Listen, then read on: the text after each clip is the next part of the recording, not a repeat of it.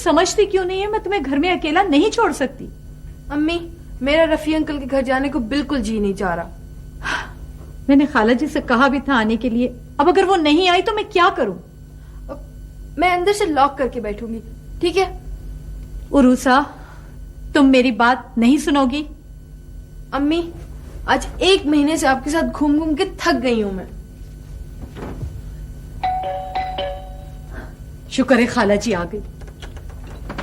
अस्सलाम वालेकुम खाला जी। वालेकुम अस्सलाम। सलाम खाला जी। जीती रहो, खुश रहो। माफ करना बेटी, जरा मुझे देर हो गई। माफी तो मुझे मांगनी चाहिए खाला जी आपसे। आप रोज मेरी वजह से घर छोड़ छोड़ कर आ जाती हैं। अरे नहीं बिटिया, मेरा उस घर में दिल कहाँ लगता है। मैं तो भागती हूँ वहां से। वो शगुफ्ता जान छोड़े तब ना। जिस दिन से लाली मरी है बेटा, रोज सुनती हूँ बच्चों से और फसीमिया से यही कहती है कि तुम्हारी अम्मा ने, तुम्हारी दादी ने अंजुम खां के आयागिरी कर ली। हमारी बहू अब नहीं बदलेगी। जब से उसकी नौकरी गई ना बिटिया, उसका तो पारा और आखिरी निशान तक चढ़ गया है। मैंने शगुफ्ता की नौकरी बचाने की बहुत कोशिश की थी खाला जी, मगर हम किसी को नहीं बदल सकते। जो जैसा है वैसा ही रहेगा। अगर आज से 20 साल पहले ये बात मेरी समझ में आ गई होती तो शायद मेरा घर ना उजड़ता। कुछ हकीकतें हैं जो कड़वी तो बहुत है, मगर इन्हें पी लेने में ही शिफा है। आप देख रही हैं उरूसा मेरी बातें कितने गौर से सुन रही हैं। नहीं अम्मी, पापा के घर वालों ने जरूर आपके साथ कोई बुरा सलूक किया होगा। अगर वो बुरे नहीं होते तो कम से कम मुझे तो कभी पूछते। अरे बिटिया, उरूसा माशाल्लाह बहुत ज़हीन बच्ची है। इसे कुछ समझाने सिखाने की जरूरत नहीं है। तुम जाओ, देर हो रही है। आपका बैग और आपकी चाबी। Be a good girl, okay? I will. खुदा हाफिज़। अरे मेरी बेटी।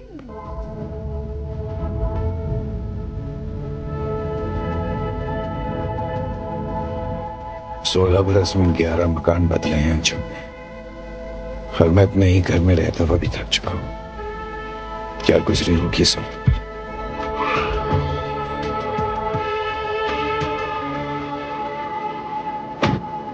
इतनी उम्र हो गई आपकी और आपको गाड़ी चलाना नहीं आती? सॉरी बेटा, बहुत से अच्छे काम ना करने का पछतावा है। वैसे इस उम्र में इतना गुस्सा नहीं। I am very sorry.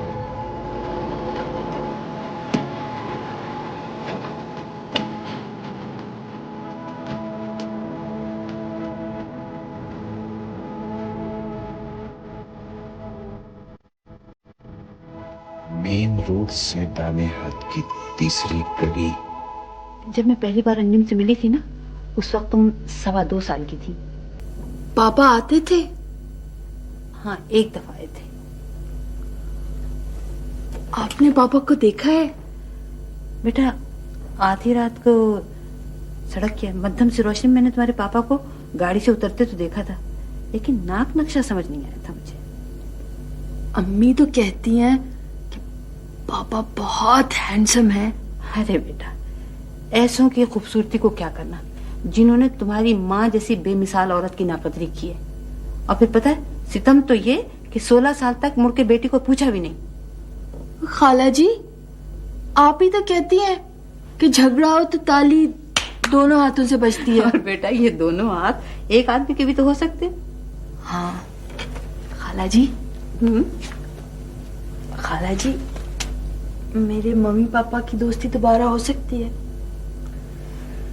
नहीं बेटा, ये मुमकिन ही नहीं है।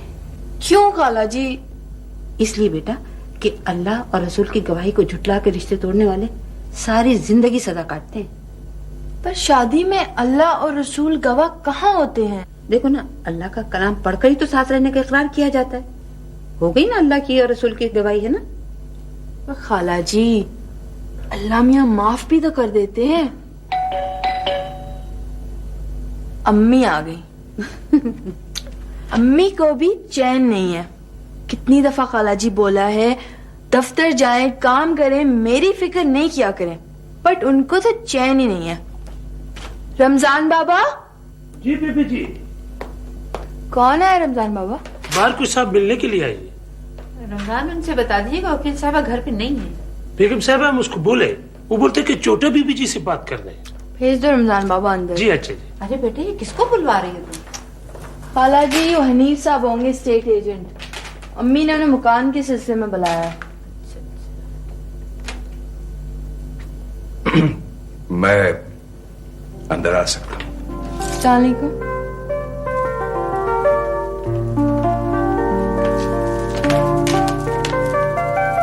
मेरा नाम तौफीक अहमद है। तशरीफ लाए अंकल। आई एम सॉरी, अम्मी घर पे नहीं है। आप तो मौजूद हैं। तौफीक अहमद, तौफीक अहमद, ये तो उरूसा के बाप का नाम है।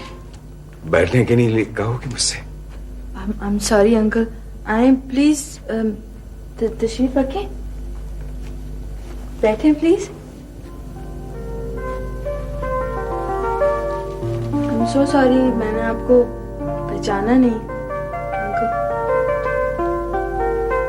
अंजुम ने इसे मेरा पूरा नाम नहीं बताया है। आप वैसे क्यों देख रहे हैं अंकल? सॉरी बेटा, वो इस वक्त तुमको देख के मुझे अपनी बेटी याद आ गई। आपकी बेटी? क्या हुआ आपकी बेटी को? खुदा ना करे कुछ नहीं। अंकल आपकी बेटी कहाँ होती है?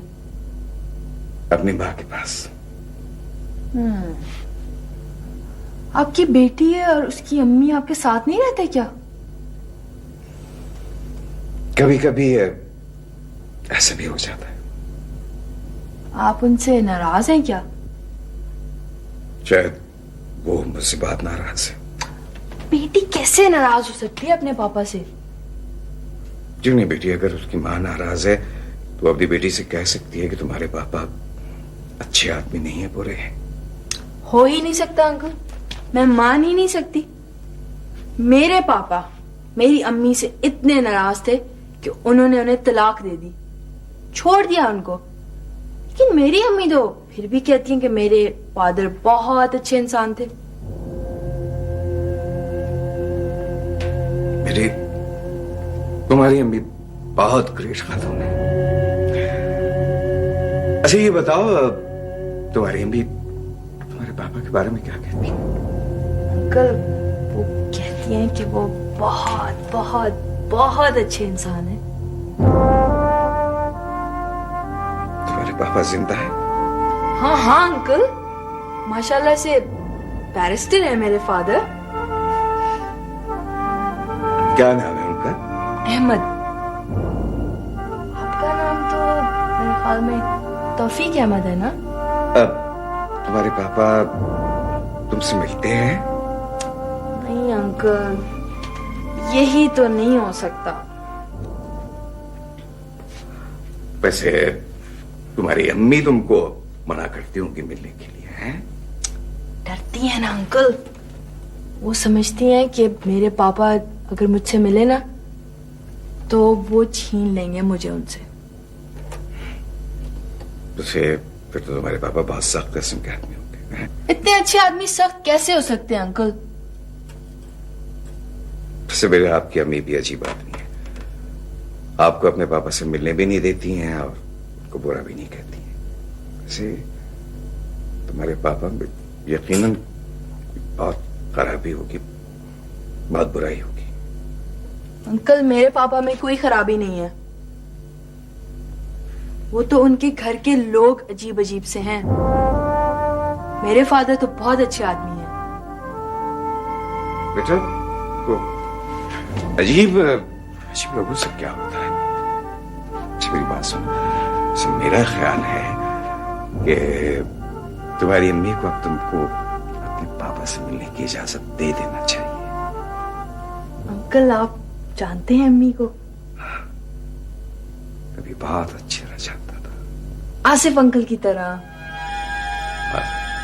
आसिफ? ये कौन है? अंकल लॉयर हैं, अम्मी के साथ होते हैं। अंकल है मेरे। एक बात मुझे पता है, अम्मी से शादी करना चाहते हैं।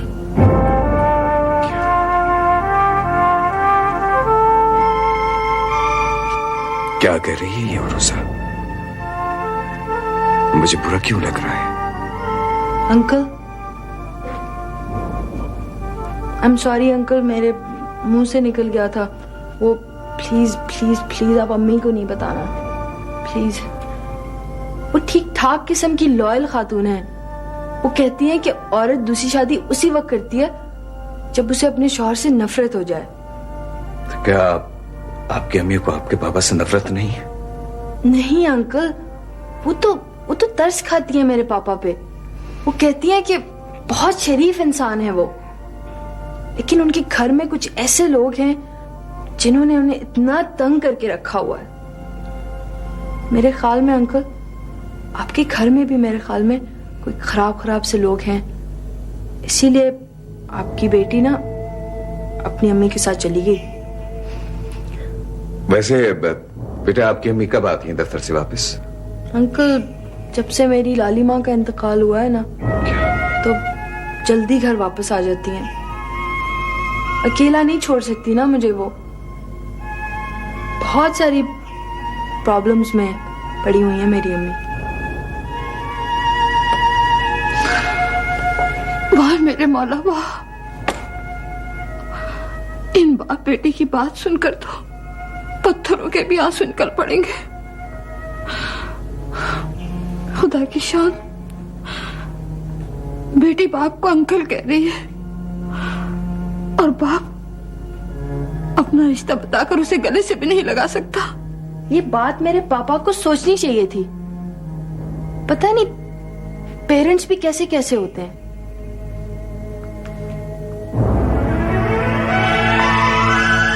अंकल, ये मेरी खाला जी है। जीते रहो बेटा।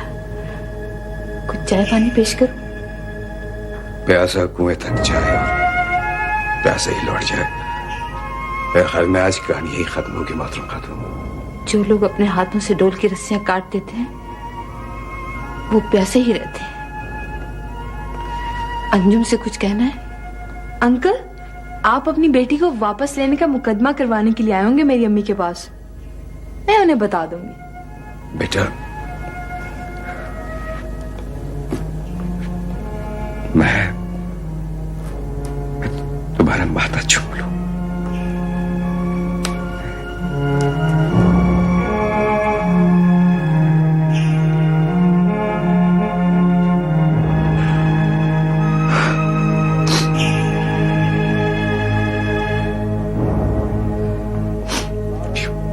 You are such a beautiful child.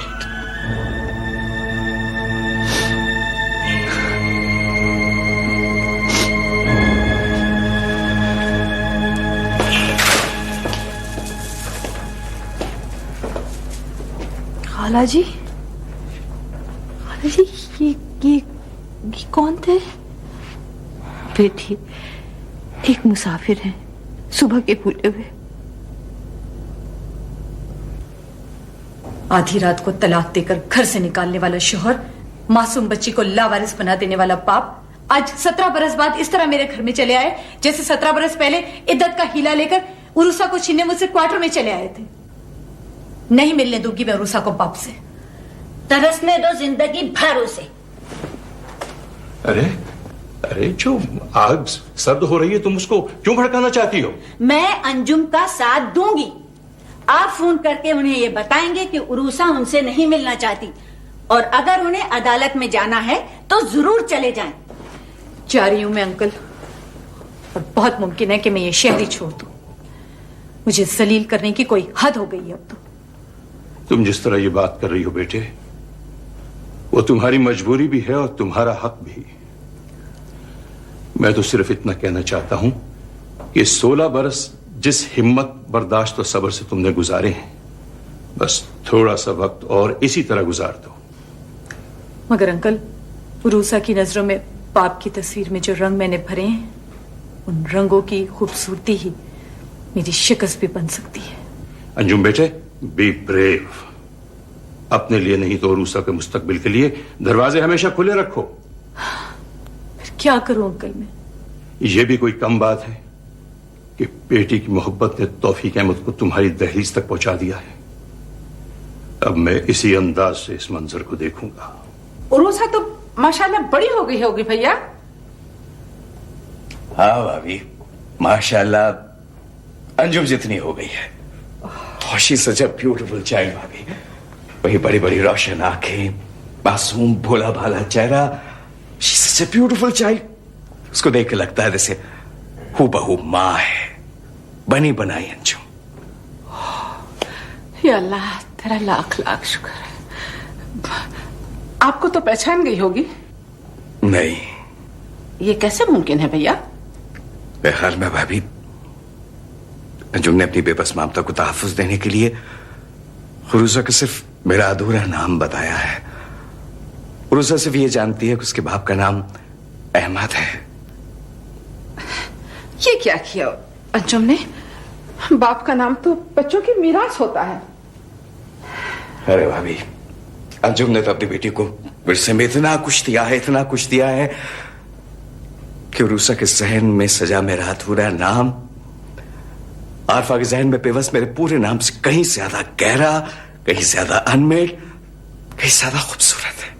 क्या कहना चाह रहे हैं आप भाई? काश मैं मर जाता। भाभी, आज मेरे घर में मेरे बजाय अंजुम होती ना तो यकीन मानिए मेरी दोनों बेटियां कितनी महफूज होती। तौबा तौबा तौबा, अल्लाह आपको महफूज रखे। कैसी बातें करते हैं, कैसी बातें मत किया कीजिए। भाभी, मुझे बड़ी हैरत होती है कि अंजुम ने उरूसा को ये बता दिया है कि उसके बाप ने उसकी मां को तलाक दी थी, और उरूसा शायद ये भी जानती है कि उसके बाप ने कोई इसकी किफालत नहीं की। उसे देखिए तो बचपन से अपनी मां को हमेशा बाहर जाकर काम करते हुए देखा है, और इन सारी चीजों के बावजूद ना कोई फ्रस्ट्रेशन है, ना कोई घुटन है, और ना कोई एहसास कमतरी है। और उसके चेहरे को देखे तो लगता है जैसे जैसे क्यारी में खिलाए ताजा गुलाब, आईने की तरह से शफाफ चेहरा, फरिश्तों जैसी मासूमियत। She's beautiful.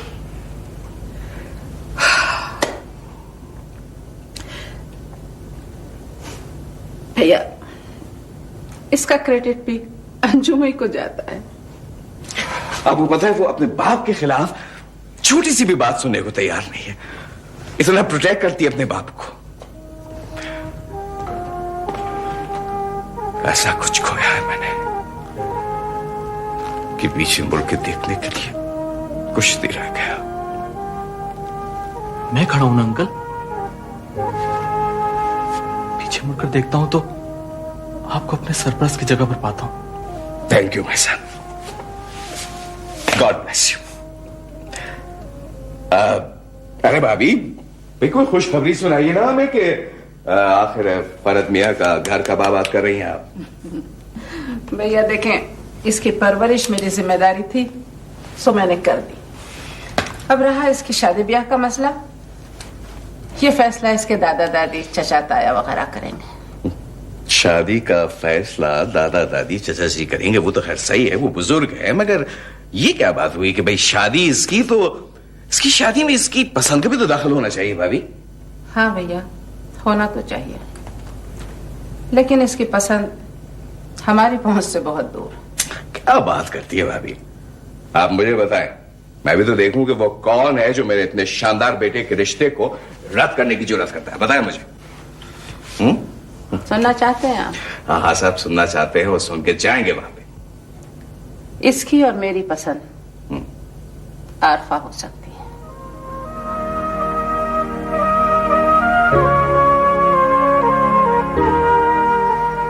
आपके इस सवाल का जवाब तो मेरी पहुंच से भी बहुत दूर है।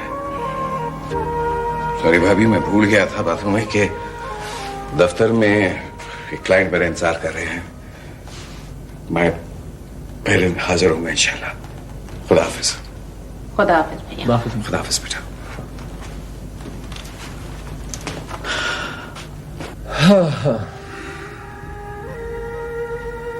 नवाज चचा देख रहे हैं ये 1 करोड़ रुपए का चेक जो आज मिला है? हाँ, इसे देखकर न जाने क्यों मुझे ये महसूस होता है जैसे मैं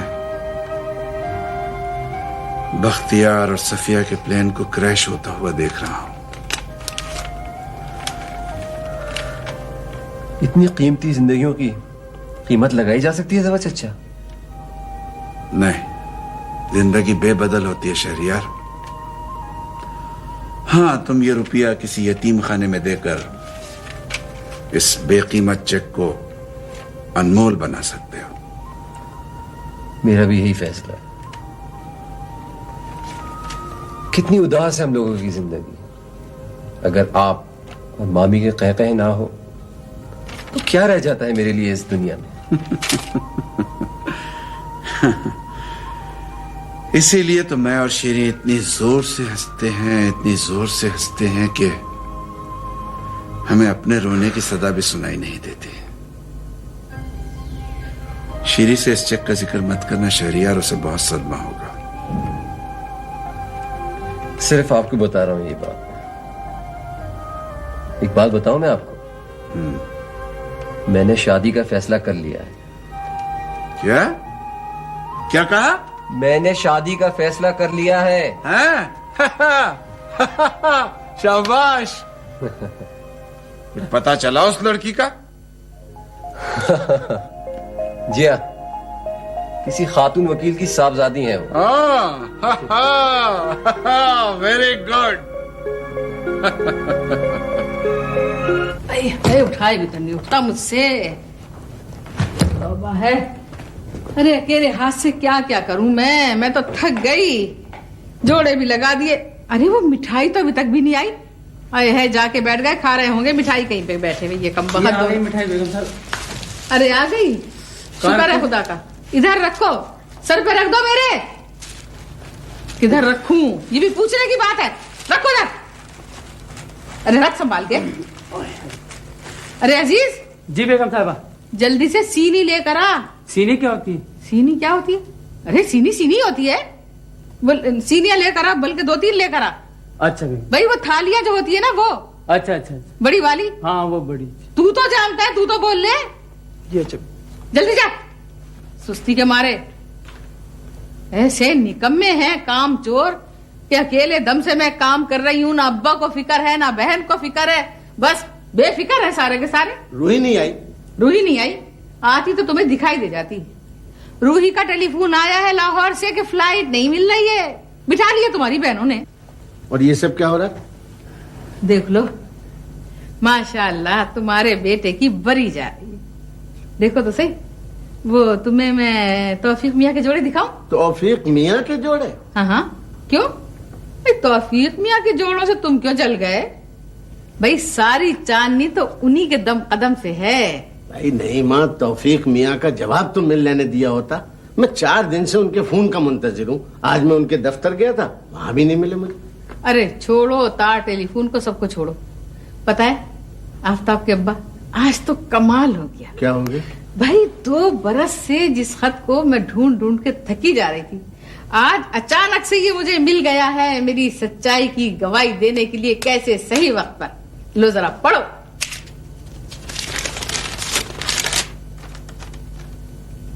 बड़ी आपा तस्लीमात। आरफा नादिया गली से वापस आ गई है। उसको सेहतमंद देखकर मैं इस कदर मुतमईन हूं कि बता नहीं सकता। अगर उसके कॉलेज का मसला ना होता तो मुझे कराची वापस ना बुलाता। आरफा आप ही की बेटी है और आप ही की रहेगी। अनवार भाई को सलाम, आफ्ताब रूही को दुआ। आपका भाई तौफीक। जी अब है गुंजाइश इनकार की, खत मुझे दो। मैं तो बहुत परेशान हूँ नईमा, मेरी समझ में कुछ नहीं आ रहा। जो कुछ है तुम ही करो भाई। तो मैं ही तो कर रही हूँ, तुम क्या कर रहे हो? ये माशाल्लाह जोड़े, ये मिठाइयाँ, ये सारी चीजें, ये रौनकें किस कदम से? मेरे से। एक जहमत तो होगी आपको कि आप काजी जी को लेके तौफीक मंजिल पे पहुंच जाइए सीधे। आज मेरे आफ्ताब का निकाह जरूर होगा। ये आफ्ताब का है? साहबजादे दर्जी क्या फेरे लगा रहे हैं? हाय माशाल्लाह, मेरा जान, मेरा शहजादा।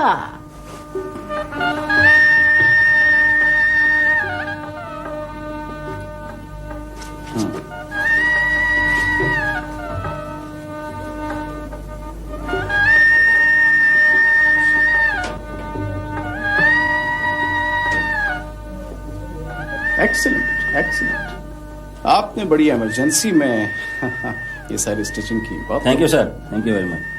कैसा लग रहा? बहुत अच्छा लग रहा है सर। क्यों भाई फितना? हाँ, ईमान से आफ्ताब भाई, आप तो किसी रियासत के नवाब दिखाई दे रहे हैं। दिखाई दे रहे हैं क्या मतलब? हैं ददियाली ना सही तो क्या हुआ, ननियाली तो है। दिखाएंगे किसी दिन तुम्हें अपने मामू जान के वालिद की तस्वीर। तो क्या सर मैं इसको पैक करवा दूं? हाँ, फितना बिल की पेमेंट कर दो। मैं जब तक एक जरूरी फोन कर लूं।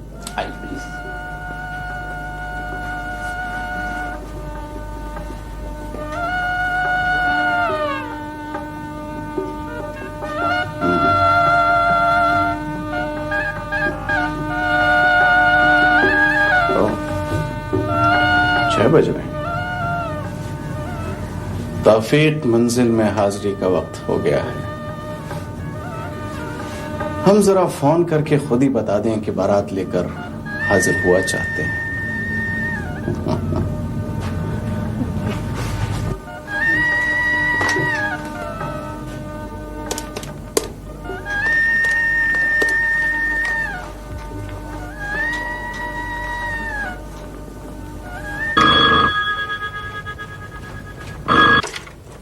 हेलो हेलो दीनू बाबा। आफ्ताब मियाँ? हाँ जी, आरफा बीवी तो कहीं गई हुई हैं। अरे तो ब्यूटी पार्लर गई हैं क्या? अजी ब्यूटी पार्लर तो खैर क्या जाएंगी, 15 दिन से उनकी पढ़ाई चल रही है। घंटा आधा घंटे में आ जाएंगी। अच्छा ठीक है।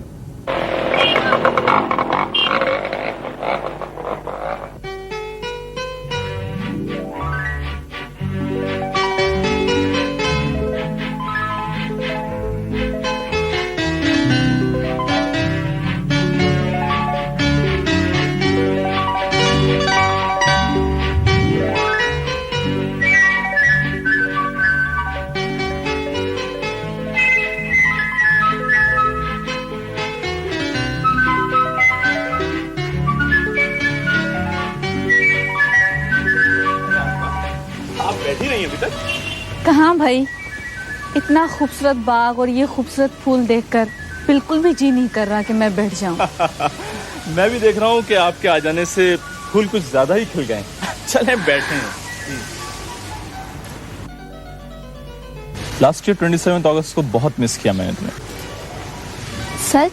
हाँ, और ये उसी सालगिरह का तोहफा है जो मैंने उस वक्त से खरीद कर रखा हुआ है। वैसे डबल तोहफा तो मैं अति आंटी से ही वसूल कर चुकी हूँ। मैंने तो नहीं दिया था ना। Thank you Farhat. फिर वही तकल्लुफ। हर मौसम के बदलने में 2-4 महीने का फासला होता है। होता तो है। तो फिर ये तुम्हारे चेहरे का मौसम इतनी जल्दी कैसे बदल जाता है? टेंशन। लगता है कि तुम तो रहती ही टेंशन जोन में हो। इसमें क्या शक है फरहत। वैसे आज पापा भी पता नहीं कहाँ हैं। 2-2:30 बजे तो वो यहीं थे। पापा इधर आए थे फरहत? इसका मतलब है कि तुम्हें कुछ पता नहीं है। तुम कहना क्या चाह रहे हो, बताओ ना मुझे। अरे भाई, तौफीक अंकल आज उरूसा से मिलकर यहाँ आए थे। क्या? हाँ। पापा उरूसा से मिलकर आए थे? हाँ। अतिया आंटी। हाँ क्या बात है जानू? पापा उरूसा से मिल भी है और मुझे पता तक नहीं है। मेरा बच्चा। देखा आंटी आपने, कैसे हैं मेरे पापा भी? बैठ जाओ, बहुत एक्साइटेड हो। आज का दिन तो तौफीक भाई की जिंदगी का खुशियों से भरपूर दिन है। और मेरी खुशी का तो कोई अंदाजा ही नहीं कर सकता। आंटी, जब हम 2 बहनें एक जगह पर होंगी तो मैं तो जिंदगी का रुख ही बदल कर रख दूंगी। हाँ बेटा, दिल और जहन पर लगाए हुए जख्मों का कितना बड़ा मरहम है ये वक्त। मुझे याद है कि जब छोटी और बड़ी फुप्पो मुझे हर वक्त सिखाती रहती थी कि उरूसा मेरी सौतेली बहन है। वो इतनी क्यूट और इतनी प्यारी होती थी, मगर मैं जब भी उसे अकेला देखती थी तो उसे नोच कर रख देती थी और वो तड़प कर रह जाती थी। आंटी, उरूसा मुझसे नफरत तो नहीं करती होगी ना? नहीं बेटा, उसकी माँ नफरतें पैदा करने वाले औरतों में से थी ही नहीं। मुझे यकीन है कि जिस वक्त तुम उससे मिलोगी तो वो इसी तरह तुमसे मोहब्बत करेगी जैसे तुम उससे करती हो। अगर आप मुझे ना समझाती तो पता नहीं मैं इस वक्त कितनी बुरी और अहमक लड़की होती। अम्मी, मुझे लगता है तौफीक अंकल की जिंदगी में बहुत सारी खुशियां आने वाली हैं। इंशाल्लाह, इंशाल्लाह। खुशियां?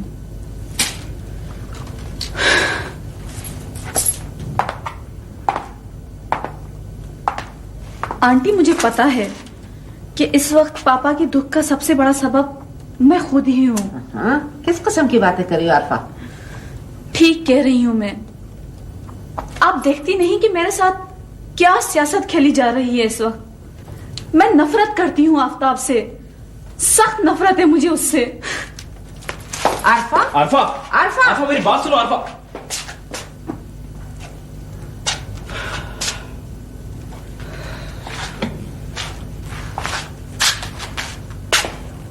देखा अम्मी आपने,